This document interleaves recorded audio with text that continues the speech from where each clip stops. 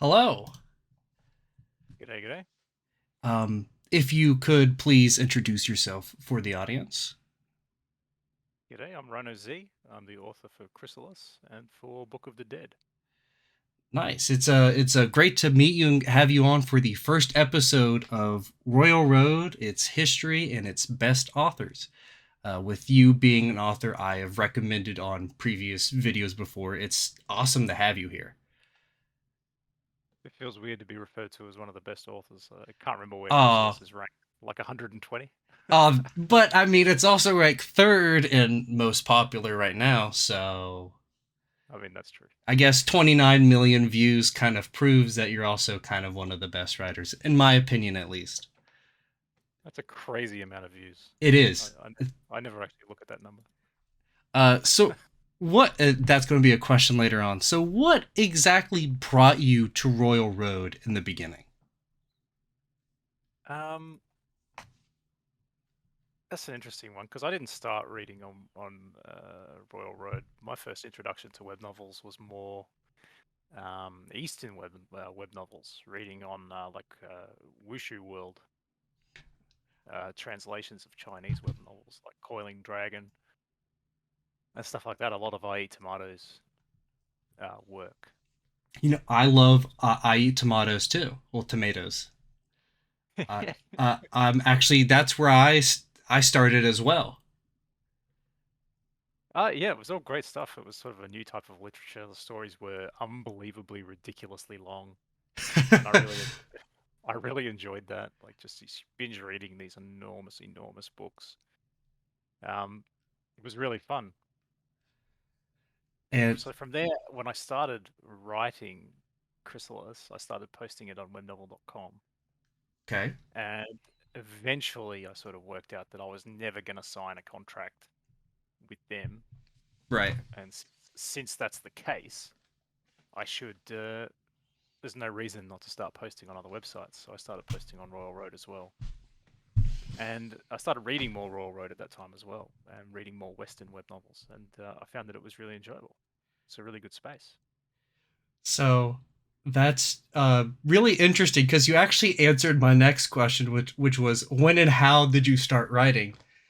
Um, it's pretty cool to see an author start off from other web novels because you hear, well, at least I hear about some other authors kind of starting from like the mainstream, like authors like Tolkien and other authors. So it's good to see that some other people that have read web novels, like most of us here, have a chance of being a decent author, you know? Those are probably people who are better writers than me.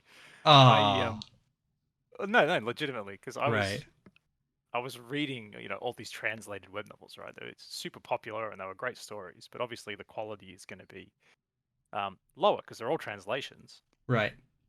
And even then, like the Chinese web novel style is to, really pump out content. The speed they write is ridiculously fast because they're Yeah. paid by the chapter. Um,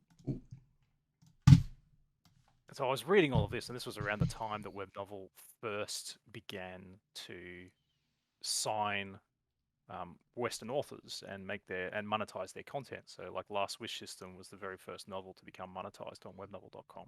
Oh, And about that time, I was reading them, and I read some of that story, and I read a whole bunch of other stories, and I was like, I might not be able to write, uh, you know, publishable level, a publishable level novel, right? Like I can't write right.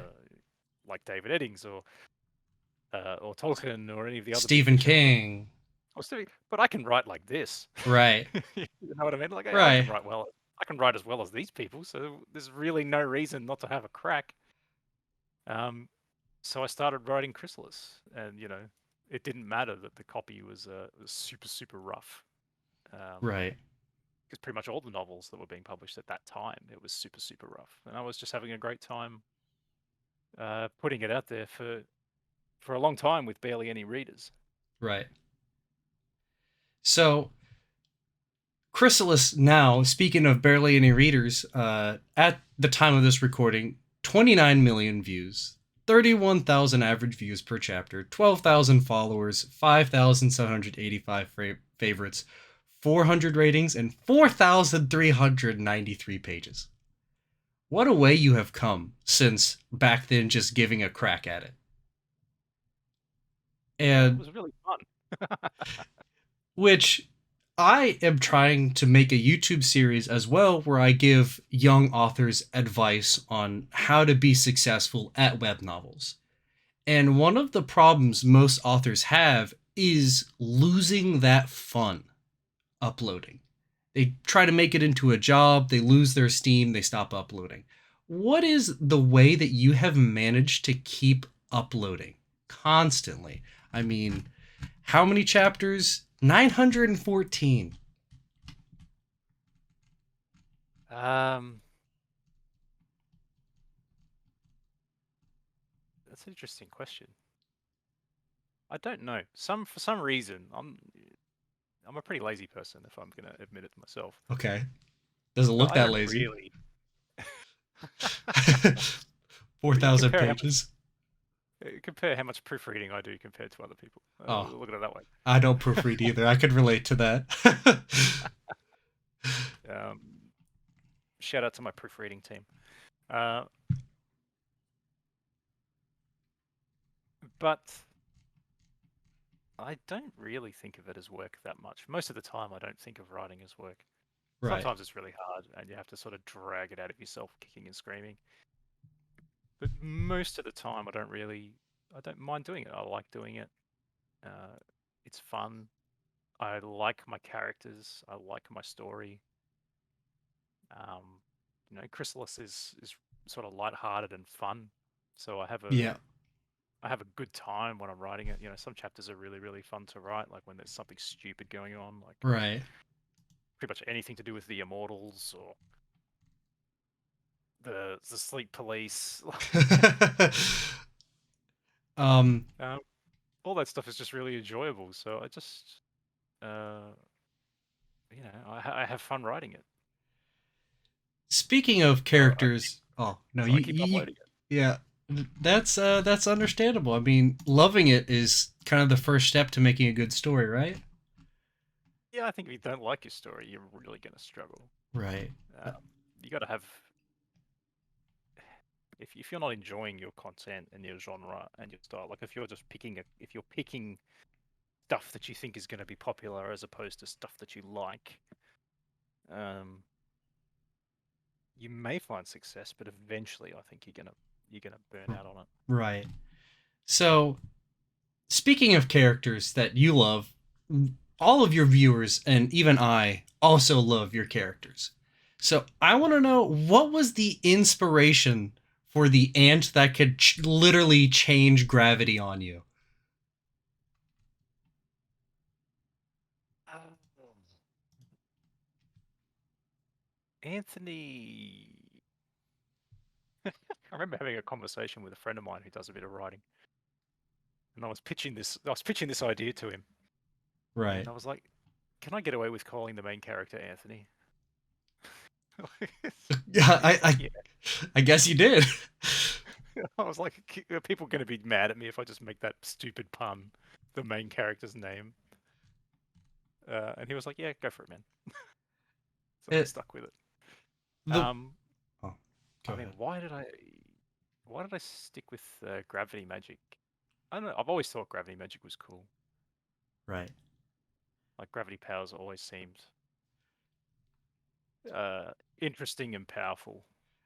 Very powerful. Last time I checked, he could basically throw a black hole at you and make it implode on itself.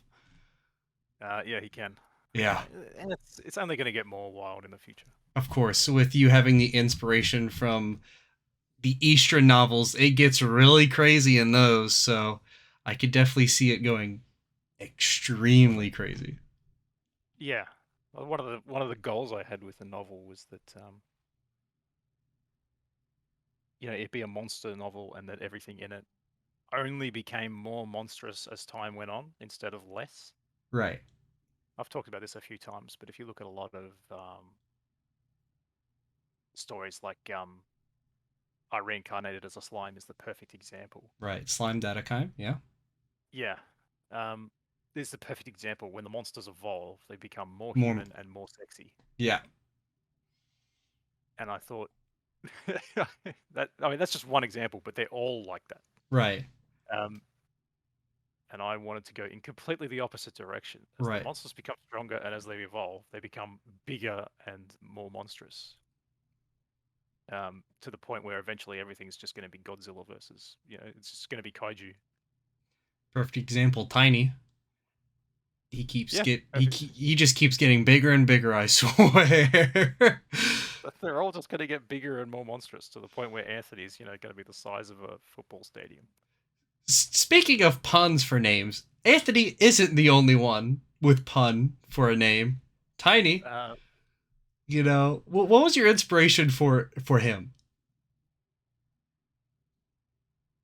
um, I don't know. Honestly, I couldn't tell you where. I mean, the name just seemed. Fitting. It just seemed fitting. It seemed silly at the Right. time. Right. I was happy to roll. I was happy to roll with it. Um, I just thought he was like a good fit, so I decided to slot him in there. Um, you might notice a common theme that not too much thinking went into these decisions. I mean, it's worked out. 1.2 million words later. um, yeah, like if I'm not happy with something, I won't roll with it. So Right. What? if it doesn't feel right, I'm not going to put it in the story. But things like that, I thought were quite nice.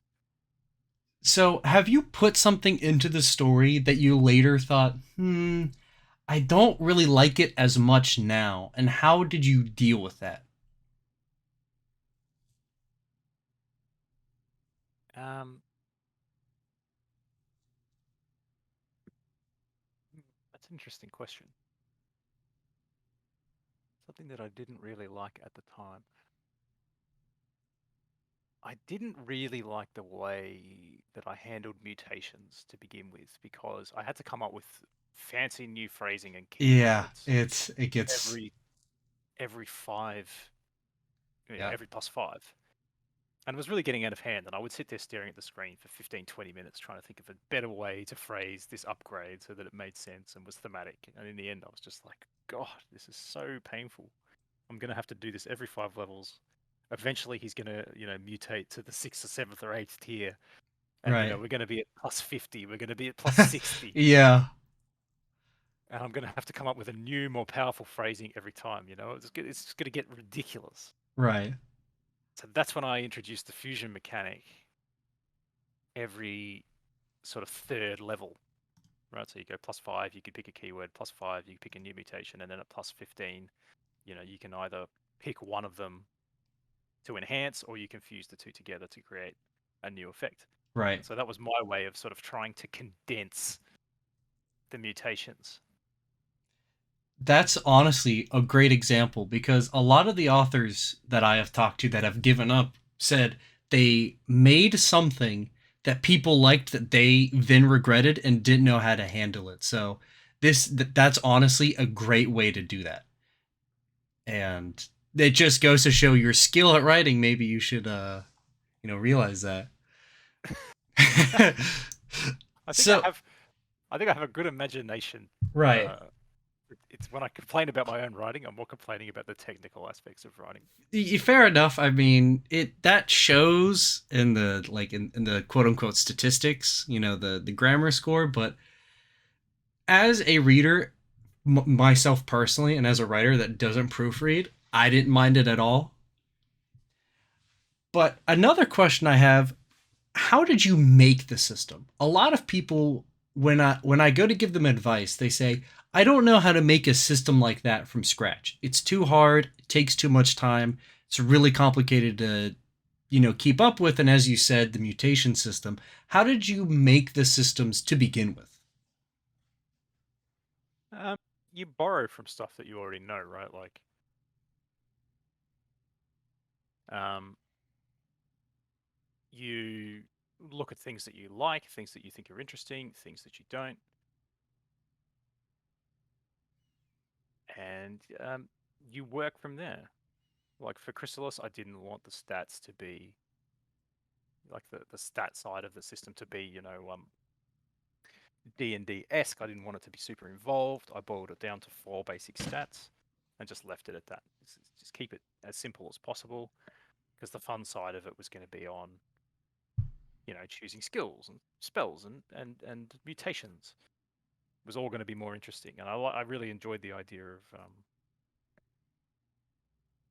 I don't know where I would say I took the biomass and mutations from. Maybe I borrowed it from something like the Tyranids in Warhammer 40k. Okay, that makes sense. Not consciously, but Not word for I word, but in your own kind of wasn't, way. I wasn't deliberately thinking to myself, yeah, I'm going to do biomass and mutations like Right. the Tyranids. But Right. I had a friend who played Tyranids for a while, and I always liked the way that they were sort of adaptive. They You could are choose different body horrifying parts. and amazing at the same time. Yeah, like you could pick different body parts to go on your dudes, and I always thought that was a cool idea. Does that mean Anthony is a Tyranid? Not really. No, I'm kidding. I'm kidding. I Uh, wouldn't go that far. um. So you have this story, right? You started writing it. We've talked about the characters. We've talked about the system. Let's talk about the success, if you don't mind. Sure, go for it. When you first started, I doubt you expected it to blow up as much as it did. I didn't expect anyone to read it. How did you handle the success once you really started like hitting the most popular page, getting your first million views? Because some people have kind of can't like crumbled under the success of themselves and kind of put too much pressure on themselves, I should say. They're like, oh, I have these standards that I have to uphold to. I have a million views, but then they kind of get burnt out. How are you able to handle that? I don't think about it. It's a good way to think about it. That's a great way to think about it. I I was happily just plugging away, spitting out the story. When I had 100 readers, Right. on web novel, like for the first 100 chapters, and you think about it, that's like more than 100,000 words. Right. There was hardly anybody reading this story. And I kind of hoped that it would get popular. I kind of, in the back of my mind, I hoped Every maybe it author would become. does. Yeah, I kind of hoped that it would become big enough that I could make a living and become a writer full time and quit my day job. Like everybody wants to quit their day job. Of course. Well, not everybody, but a lot of people. Most of the people reading this or watching this will probably have wanted to quit their day job and do the same. So Yeah. So I guess in the back of my mind, I had that hope, but I never expected it to happen. And then when it eventually did, I was just kind of pleasantly surprised. You know what I mean? yeah, no, yeah, It's I like kind of, oh wow. I can see At the that. same time, I do have the worry that eventually it's all just going to up and disappear one day. You know what I mean? I'll have a storyline which people don't like, and everything will vanish in a month. Yeah, there have been some authors that have succumbed to that on Royal Road, unfortunately. Some of my favorite stories, but I have confidence that we won't be seeing the end of Anthony's journey anytime soon, unless you plan on ending it. But I plan on ending it at around 2,000 chapters. I've said that from the beginning. hey, we're nearly halfway there, boys. Yeah, we're about halfway. Oh, that's crazy to think about, isn't it? It's kind of scary to think about, but it's probably one of the reasons why I started posting a second novel as well. Just so that I had something else going. So when Chrysalis finished, there wasn't nothing. You know what I mean?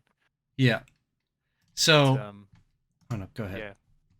yeah, it's kind of scary to think about. But I don't know. I'm looking forward to finishing it as well.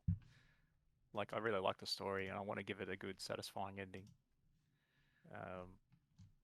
And then just keep writing other things. I got so many ideas. Oh, you got plenty of ideas. That's great. That's great. I have too many. That's actually a question I was going to ask. 900 chapters to 4,000 pages is no small task. That Mm. is, I can't even fathom that myself as someone who has tried my hand at writing. How do you keep churning out all of these amazing plot lines to where it doesn't get so convoluted where the readers don't understand what's going on? Um, you do need to be able to keep a fair bit of information in your head. I have a shocking memory, so this is a struggle sometimes. I frequently, if I don't have access to my notes, I have to ask my Discord sometimes, what's that character's name again? I can't remember. And that happens more often than I would like to admit. But the broader scope of the world, I generally have a good picture of. And I do have, like, I know exactly how the story ends. I know exactly the target that I'm trying to reach. And that helps a lot in a story this long. Right. Um, gives it a lot of, it makes it easier to sort of give the plot lines shape. And I have the broad outlines of everything, kind of in my head. So it's not that bad. And then there's, things that I can develop as I go. I can introduce new races and new societies and new strata, and like the story has a built-in way of keeping things fresh. Right. You want something new, head down another layer, evolve again. Do it all over again. Yeah, just keep going. It Meet new progresses. people. It has Yeah. a really natural, yeah, it has a really natural way of progressing itself, which I think is important if you're going to do a story this long, in this style. Otherwise, you wind up kind of what I would refer to as the Dragon Ball Z trap, where you just have to keep elevating things to a Oh ridiculous yeah. level, Yeah. and No. new villains, Yeah. new villains or new antagonists just sort of have to materialize out of thin air at a level of power unfathomable one story arc ago, and somehow no one's ever heard of them. You know what I mean? Right. No one's ever encountered these people before, but they're way more powerful than the enemy that you just fought. And now you better level up again if you want to somehow win. Yeah. Uh, and it just gets crazy. You need to have that elevation, because that elevation is sort of natural. You need to keep on raising the stakes, right? But it's good to have that elevation sort of baked into your story from the beginning. So basically, write your story in a way where elevation is natural and not sudden. Yeah, if you're gonna do a story in this style, where it's Right. sort of like, I don't know, the shonen battle manga of storytelling, where That's the progression is always to fight and win, and then fight somebody bigger and win, and then fight somebody bigger and win, and it just keeps going, and you get and you keep bigger, and then you win. You know.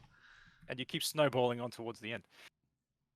There's different ways to tell stories. Obviously, there's different structures you can use, but if you're doing it this way, have that progression baked into your setting so that it's natural and it doesn't feel super forced. That is amazing advice that I'm sure someone will actually really appreciate. So thank you for that knowledge of information. That's fun. So you've experienced success and praise, but you've also experienced your fair share of criticism, probably. How do you cope with people not liking your story at all and posting something mean or maybe even hateful about it? Um, I make a point to read every review. Okay. I I used to actually go through and put a like on every review on Web Novel. I don't do that anymore because I'm up to several thousand reviews on Web Novel, but um, I do try and read every single review that I get. Um, and sometimes, criticism is fine. Criticism is fair. Of You course. can't write a story. You can't write a story that everyone's going to enjoy, um, just from a stylistic point of view. Some people just hate Anthony. They hate how flippant and inconsistent he is. They hate how he doesn't think ahead. I They mean, hate how I mean, random he's he an is ant, behaved. you know. He's a pretty he was pretty nuts as a human to start with. Um, and that's fine. That's totally fine. You don't have to like that. You don't have to put up with that. If you don't like it, go and read another novel. There's literally millions out there you can choose from. For my part, I really didn't want to write a story with a protagonist who was like really cool-headed and smart and always makes the Oh right yeah, choices and outwits everybody. Because I felt like if you want to read that novel, if you want to read about that protagonist, there's 100 billion novels out there. of course. Notice the escalating exaggeration. There's plenty of novels out there where you can read about that character. I didn't want to write about it. I thought it was Especially nowadays. A lot of people are trying their hand more at writing novels, and that seems to be like one of the most popular type of protagonists to write about. And I feel like that's what makes your character so unique. Like, take Tiny, for example. Not the smartest character ever, but he's fun to read about. it deliberately makes himself as stupid as he can. Yeah, it just keeps getting worse and worse, but he's stronger. It's fun to watch his battles when he fights a creature equally as gigantic. Um, yeah. Again, I didn't want to write cookie cutter characters. I wanted to write something that would be interesting to me. You know what I mean? Right. And so I wanted to have a kind of wild and zany main character who just sort of bumbled around. Um, that was kind of what I wanted to read about. Right. So that's what I wrote. I will. But in terms of Oh, go back ahead. to the question of like how dealing with negativity, yeah, there's tons of it out there. There's heaps, Yeah. and the bigger your story gets, or the more popular it gets, the more criticism and negativity you'll get. It's just part and parcel, really. Um, I mean, it's kind of I don't really have any good advice. Don't let it bother you because it's just natural. You know what I mean? Yeah. No. There's there's literally no one on planet Earth, no matter how good they were, who doesn't get criticism. You know what I mean? I'm sure Shakespeare got booed in his day. Like, Yeah, fair. Edgar Allan Poe, perfect example. He got famous after he died. yeah, exactly. Like, uh, plenty of amazing, incredible artists, writers, singers. No matter how good you are, or how good the content you put out, or how hard you work on it, some people will hate it, and they'll hate on it Yeah. vocally. It's fine. It's fine. It's just normal. It always happens. People are allowed to hate on stuff. Don't let it bother you. That's a good advice to any listener out there trying to start writing for themselves. Now, uh, there's so many unique aspects and funny aspects to the story. Like you said, you were writing this as something fun and funny, and there's plenty of things like that, like how the ants just kind of tap each other with antennas, or how the queen at first used to just be absent-minded and just praise Anthony when he was trying to do crazy things and stuff. How were you able to keep that comedy and uniqueness throughout the entire story to where it just doesn't get overburdened? I think early on I overlabored a few jokes, but I think it's just trying to keep it in measure and just making sure you inject it in the right places at the right times. Because if it's always just silly and dumb stuff happening, then eventually people will get bored of it. They'll get tired of it. You'll have to keep coming up with zany scenarios, um, and I can't be bothered putting in that much thought to begin with, right? Like, Right. I don't want to be spending all my time trying to think of like crazy stuff. But when a good idea pops into my head, um, I'll roll with it. Right. Um, but I try not to make it the main focus. I just try and keep it like the spice. Just have enough in there to keep the flavor going. Right. Um, Does it get too stale? Introduce some new jokes. That's a great way to go about it. And one of my favorite parts, I will say, you have some of my favorite chapter titles. Some of the Ah, jokes you throw into that, just into the chapter titles. I think one of them was even a reference to a song from Mulan. yep. There's a lot of song title references Like in the chapter titles. I remember what it was like. Core. What is it good for? And it's just great title usage and comedy you're bringing to it. And I feel like most people don't even realize it sometimes. That's No, they probably don't. That's fine. I had someone say like, "Is this song? Is this title a song reference?" I was like, yes, it is. Because they're like, I think you've named two chapters the exact same thing. I was like, yeah, probably I did. it No big happened. deal. There's I probably had, 900 sub chapters, so I probably had the same song pop into my head multiple times when I was writing a chapter. now Um, but yeah, that does happen a lot. I do try and sneak things in sometimes. I love them. I noticed from that Mulan song, like the first time when you put in the author's note till the Huns arrive, and I went, wait a minute, there's no way. And I went back through the titles and I went, oh my gosh, he didn't. I'm actually glad somebody noticed. Not many people mention that. It's great, but I will say there is one major complaint I have about your story. So, serious time. God damn. Hit me. Why is it for like the first couple hundred chapters you don't have the chapter number? Okay, you just have the title. I don't even know what chapter number I'm at because it just has the title on it. You started doing it later, just for a while you didn't. Uh, that's actually chapters that have been proofread and edited. Okay. So any chapter with a chapter number on it has been proofread and edited. Oh, My original intention was to go back to the start and edit all the chapters as I went through, I see you made it to 6. and then change them, Yeah. so I could keep track of where I was up to. Okay. And I did actually keep editing. I did go back and I did keep editing, but I wasn't posting them for whatever Oh, reason. okay. So all those early chapters have been edited, but now they're going into volume one, which is being published by Atheon Books.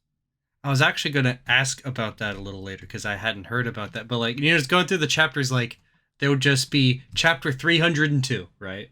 Nothing like up or down has been proofread, and so I was just curious about that. That's a good way to Yeah, have it. now all those chapters are going to go into volume one, and when that comes out, I have to delete it all from the Ah, website, so I that's can't. right. I'm not going to upload them now. Ah, It would ouch. just be a wasted effort. Yep. But that was the original reason, is because when I went back and started editing, I was like, oh, I'll put the chapter number in as I go through, and Right. I never did in the end. How does it feel getting a book published? I'll let you know when it happens. Or just the idea of one of your books being good enough to be published? It feels weird. I'm not going to lie.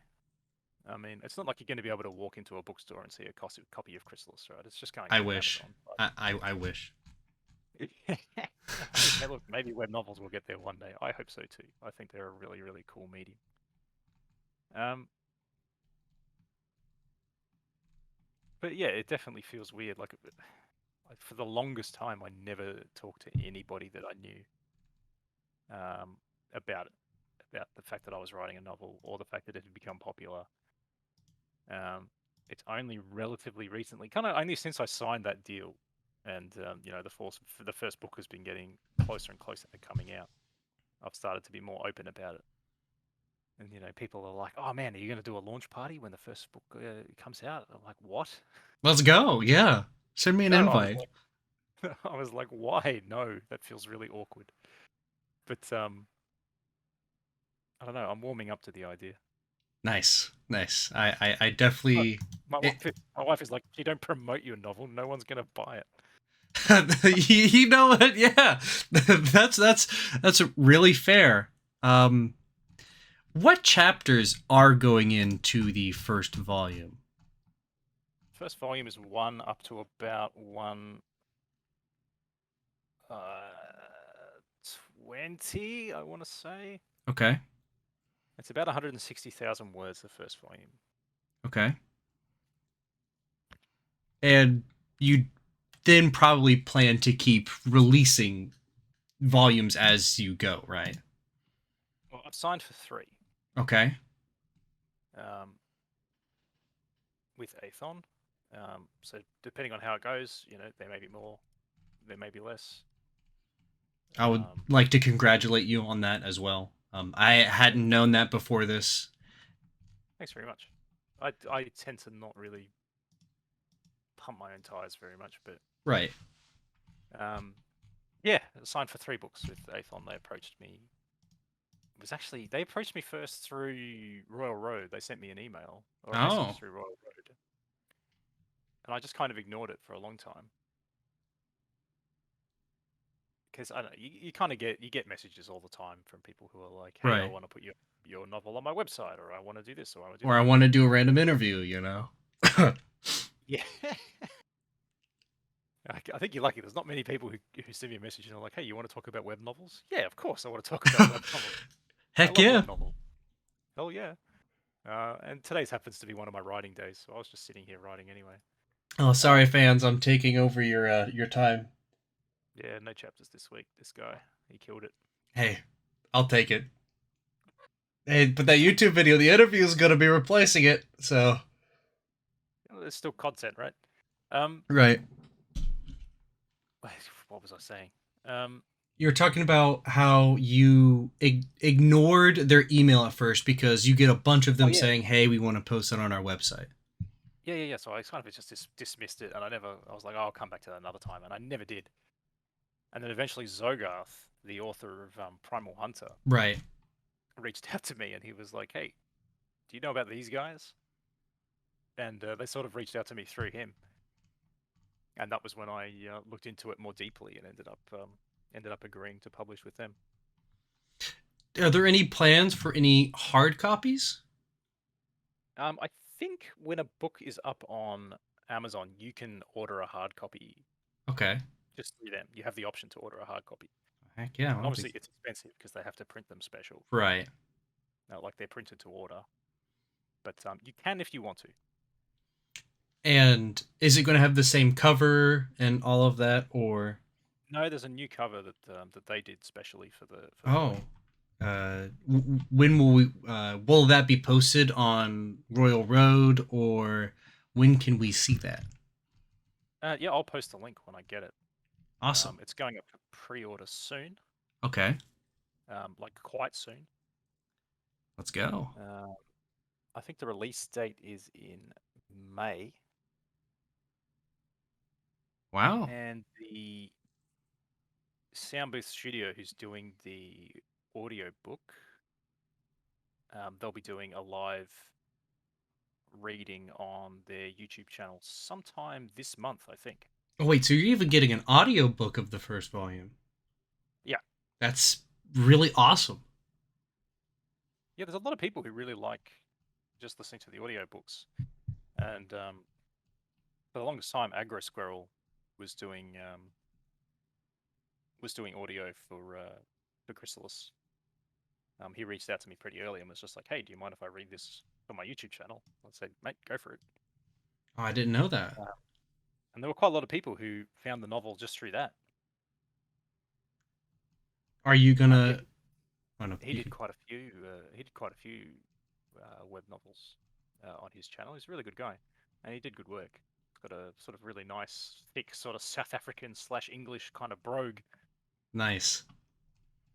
Um, so definitely check his channel out if you want to get some of that free audiobook love. What's it called? Agro Squirrel. I'll have to write that down. Oh, and it pops up instantly. I see that. Does he do And voices and everything like that too? no, he doesn't. Oh, Not as much. dang. You're going to convince the people that do the audiobook to like do voices, right? Yeah, they do absolutely. Wait, really? Because yeah, if you go to Sound Wow. Booth Theatre, if you go to Sound Booth Theatre, they have a whole bunch of content up on their YouTube channel. They do the reading for a bunch of web novels. They do Dungeon Crawler Carl is a big one. Yeah. They do Everybody Loves Large Chests. Oh. You know, I actually I've been talking to him, and I might him to get him to do one of these two Exterminatus. So that's something to look forward to. I would be definitely interested to hear what goes on in Exterminatus's head. I'm not going to comment until I talk to him. Um, It's not confirmed either. Now you can pressure him by telling him that I Nope. want to No, don't say that. Don't make me lose this. know. I want to know. I want to know why he ended The Stars Have Eyes. I love that novel. Oh, okay. Not why I he know he made a traumatized a whole website with everyone loves large chests. Look, of the two, I actually like The Stars Have Eyes better. I mean, I know he made a post saying he basically had run out of storyline, Right. And that is fair. which is totally fair. I was just kind of gutted. I love that story. I thought it was super fun. Now, we've gotten a little off track from where I originally planned on taking this, but honestly that's fine. I'm having a great time. I hope you are too. And Absolutely. you were talking about your new story, Book of the Dead. Hmm. I personally haven't read it. Would you Shameless mind plug. like talking about it a little bit? When I write a web novel, I want to do. I want to do an angle that I think is interesting. Right. Um, so, when I was thinking about doing Chrysalis, I wanted to do a monster story, but I didn't want to make it like other monster stories. As I said, I wanted to make it so that they became more monstrous as it went on, and that was kind of the unique angle that I took on it. So when it came to Book of the Dead, I wanted to do a necromancer story, but I wanted to do it with a semi-unique spin, right? Right. So the angle I took was that like when you think of necromancers in pop fiction, like particularly protagonist necromancers, Right. they usually end up being good at everything, right? Yes. They usually end up being some sort of godly sword swinging, army of the dead commanding guy. Sounds like a wushu novel to me. Yeah, absolutely. I wanted to go the other way where it was just about the dead. It was just about the minions. Um, and that was my focus going into it. Like he would only become like the more powerful he got, it would just be about empowering his minions. He would always be the weak link. You know what I mean? Right. And that was my focus. So I tried to write a necromancer story from that point of view. Of course. I And mean, naturally, as I went along, it sort of ballooned out and became more complicated. hey, But I will say the grammar score way better on the Book of the Dead than Chrysalis, so might be doing something right. I think I've gotten better. Yeah, of course. Yeah, I'm just playing. But it's So been really fun. I've enjoyed having, different projects to work on during the week. that's good. So you are a full time author now. No, I write 2 days a week. So I shifted my full-time job is 3 days a week now. Okay, And I have 2 days off per week to just write. And this is one of those days, which is nice. that's I'm good. just sitting at home, staring at my monitor all day. I caught you at a good time. You know, maybe give you some things to think about that you didn't originally think about before. Yeah, definitely. Now, But if you like necromancer stories, I'll just shamelessly plug my novel. If you like okay, necromancer stories, please give it a read, give it a shot.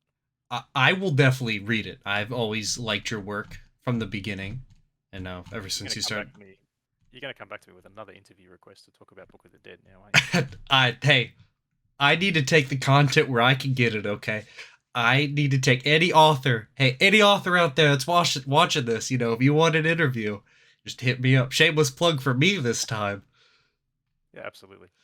Um, Do it. I think we need more of this sort of stuff. Authors, I don't know. We're kind of insular. We're hard to reach right. sometimes. And Although any anybody listening, if you have a question, just jump on my Discord and ask me. I'll answer it. that's actually involving something I was getting ready to ask. Hmm. How, now, I have seen some authors not able to handle some of their fans. Has that been a problem for you? Like some author be like, "Oh, well, I get some weird fan art sent to me sometimes. It makes me uncomfortable," or something like that. Have you ever had that problem? And if so, how did you deal with it? There's a guy who posts. I'm going to single out this person. 100%, I'm going to single out this person. Uh, is it? Yeah, faceplates on my Discord, and they are constantly posting cozy art of centipedes, and I'm going to ban them. I'm going to ban and delete all of it if this centipede posting does not stop. Wait, cozy art of centipedes? Yeah, like cute little centipedes, wearing hats. What's wrong with that? The centipedes. I shouldn't have to say anything else other than Right, that. right. It has to be ants. Have you read my novel? Right, right. Do you understand my views towards I centipedes? do. I remember now the amount of times that I have read Anthony murdering a pack of centipedes. Um, this That's cannot stand. This cannot right. stand any longer. I've put up with it for so long. Yeah.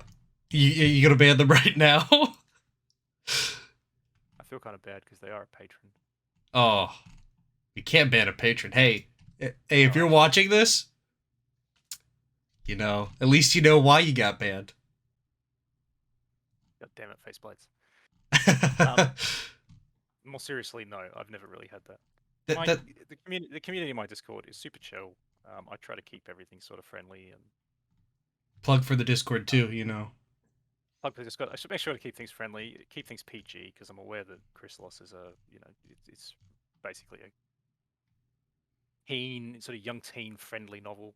Right. My kid, my youngest son, reads Chrysalis as well. That's awesome. So, I try to keep it nice and clean, and the community is really fun and friendly. That's I'm glad to hear that. I've always loved Royal Road. It's always had a pretty close community. Some of us might be quiet at times, but I mean, this is why we're doing this is for the community, right? And any other community out there, web novel, because I know you have people from there as well, um, or anywhere else you're finding this from. I just like the web novel community in general. And is there anything else that you would like to maybe discuss? I know I've asked a lot of questions. I am the interviewer, but I didn't know if there's anything you wanted to talk about, or bring up. Any advice you could give writers that we didn't already discuss, or Um,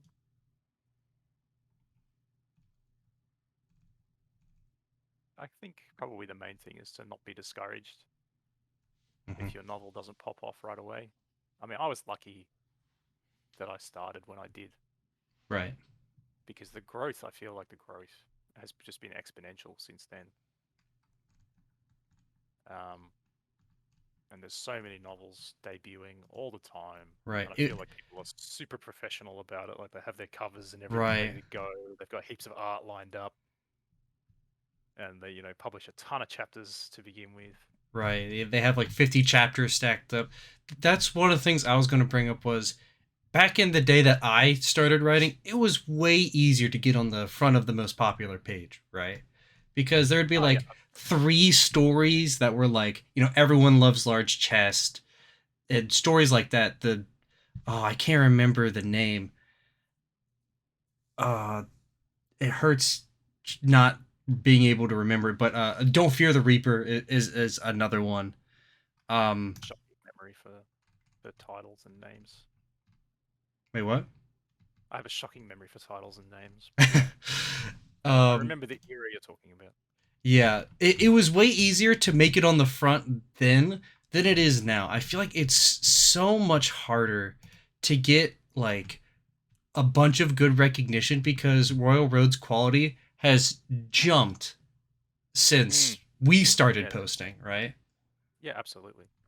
I'm not going to argue with that. Like, if I started posting now, would it get as far as it did? I don't know. I'm not confident. Oh, it would. Come on. Everyone loves them some Anthony. I mean, your idea is also like even now with how many stories on Royal Road, Anthony's still original, right? I don't know many other Ant characters on the website itself. I mean, if you go to the most popular page, there's not even many monster main characters. No, there's There, not. there's Um, Boxy, You never. Good old Boxy. the You, chestiest you, chest ever chest. you're never going to move away from generic power fantasy Right.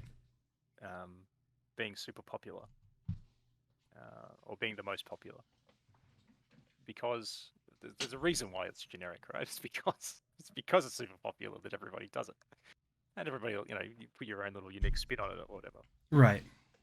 It's an easy, it's an easier way, I guess, to to be writing something that everyone's going to enjoy because everyone enjoys it because it rates really well and it gets lots of readers. Right. Um, I know that I made a deliberate choice to do something different, and I was reading novels like uh, Imo Deska Nanika or I'm a Spider, So What. Yeah, I remember that. I've read it. I think I read the manga before I read the I found the manga before I read the web novel. I read the web novel first, personally. And I thought this stuff is super super fun. Like it's really enjoyable. It's really interesting, especially the first part where she's kind of in the labyrinth by herself, struggling to survive. I feel like I could see some semblances to Anthony himself at the beginning Yeah, to exactly. that. 100%. Like I borrowed more from that novel than I did from anything else. But the more I read it, the more I sort of reread it, thought to myself, there's sort of several elements that I kind of don't like about this story. One is that her power ramps up too quickly. It That's kind does. of that's a bugbear of mine in stories. I don't like it when the power ramps up too quickly. I feel like you kind of lose the whole journey of going along with the character if they just kind of explode. Um, she starts with an unfair cheat skill. I hate that as a trope Right. because everything from that point on just feels unearned. You know what I mean? Right. Like everything feels as Hollow. if, yeah, it kind of feels like undeserved. It kind of feels hollow. Like you've achieved this, but of course you've achieved this because you were always going to. You had this ridiculously unfair advantage that put you ahead to begin with. In the sense, I did the same thing with Anthony, but I did it in a non system way. You know what I mean? Like I did it. Right. He just has a human's intelligence instead of Yeah, he like. has a human's intelligence. That's it. That's his only Right. advantage, and that's enough, right? That's all you. That's all That's you all he should need. needs. Yeah. Um, and then the third thing about that story, and I'm ragging on that story a bit, No, no, but it's I okay. really really like it. I really really enjoyed it. I loved it. That's why I ended up emulating it to this degree. And the third thing was that they eventually evolved to become human. Um, I didn't get it and I that said far. that I'm not gonna lie. well, but effectively she eventually becomes like a god. Oh wow. But I think that's not even that far into the novel. Oh god. I think I made it to where she fought the second dragon that was in the lava area. And Hmm. I went, okay, I feel like we've made it a little too far too quick for my tastes. Yeah, exactly. It ramps up way too fast. Yeah. Yeah, not long beyond that. I guess a little while, but yeah, a little while beyond that, she eventually becomes fully human and is effectively a god. Um, and I thought, what's the point? You started as a spider, and it was super cool and interesting, and everything about this novel is like spider themed. But now you're a person. Like, what was the point? Right. Why not? Why not go even further into that concept? You know, why not double down and invest even further? Which is why, with Anthony, that's what I try to do. Not only does he start as an ant, he remains as an ant. He joins his colony. It becomes about the family. It becomes about the queens. It becomes about, uh, ant life. Just going further and further into it. Right. I mean, there was the humans brought in at some point, but it wasn't so far as Anthony joining the human civilization, more like them being protected by him, because I think that's around the point where I had made it, is when like the human settlement uh came next to the ant colony and they started building their own town. And I remember the priest that thought Anthony was a god, which I still find hilarious to this day. Yeah, And see, that wasn't about Anthony joining human civilization. That was about right. human civilization joining ant civilization. And I feel like that's a really good way to do it, not to stray far from the original purpose, which is what you've been saying. And I completely agree with that. That is great advice to you young authors out there. If your original concept is good, stay with it. Right. I mean, obviously things change and develop as your novel goes on, but you should probably not move away from that core identity which The sits at the heart of the novel. perfect example for you viewers out there. For some of the people who've been around Royal Road for a little bit, there's a story called Seaborn. I don't know if you read it or remember it. Yeah, I've read it. I was a patron for a while. It was great. However, a lot of people didn't like it at the Davy Jones, like after the Davy Jones part, if you know what I'm talking about. Yeah, I know what you're talking about. And that's kind of an example of maybe straying away from the further purpose and losing the popularity, but he still uploads. So you should still keep writing whatever you want to for viewers, but that's just an example of what he was talking about. Yeah, I think you need to be upfront with your concept, Right. as well. Like I didn't mind that whole development in that novel. Right. I was fine with that and the way it all went. Um, but I can understand why people wouldn't be happy with it because the novel had kind of gone on for quite a ways, and before that happened, like there was a really big build up towards that event. Right. Um, and you could say the reason why people were unhappy was because the novel wasn't upfront with them about what it was going to be, Right. and they expected something different, or they'd been led to believe there would be something different. So And yeah, I don't think there's any harm in being.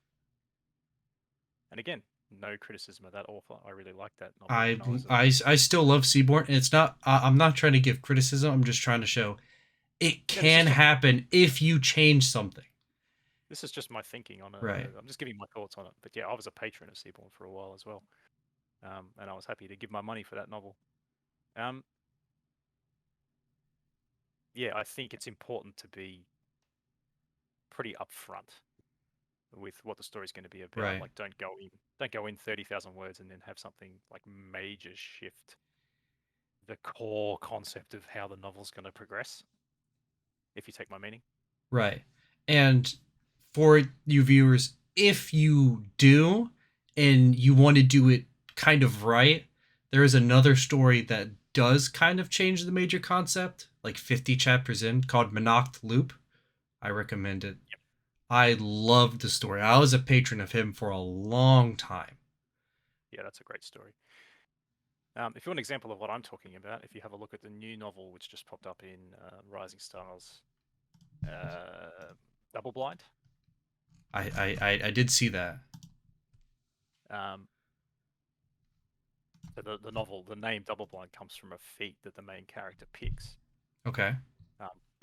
fairly early in the story. Like it's quite early on. Right. He picks the feat, and then you understand, you know, what the concept is going to be and how the interactions are going to play out. Like the core identity of the novel, Right. you know what it's going to be, and it's quite upfront with it. As an example. So, would you recommend reading Double Blind? I'm just curious personally. Yeah, heck yeah. Okay, I'll have to give it a try. And I read, same with Book of the Dead, I read tons of novels, man. I'm always keeping my eye on the rising stars. which is another piece of great advice for any viewers or anyone who's even made it this far. Hey, if you've actually made it this far, I personally just want to say thank you. Oh Um, dear. I would also like to thank you for even talking this long. We've been on for about an hour and a minute. I don't know if you have writing to do or if you can I need keep. to get lunch.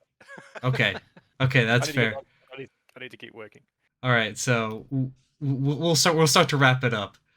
Yep. Um, but your book's coming out soon. Amazon Hmm. publishing, great. You writing a new book, Book of the Dead. I'm gonna go give it a read. I Hope you enjoy it.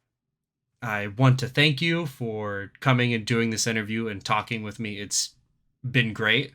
You're a great person to talk to. Hey, thank you. And You're not crazy. thanks. If you ever want to do maybe another interview for something, say you have another thing planned and would like to discuss it, I'll gladly do it with you. And for all the audience, I hope you had a good time, and we'll catch you later.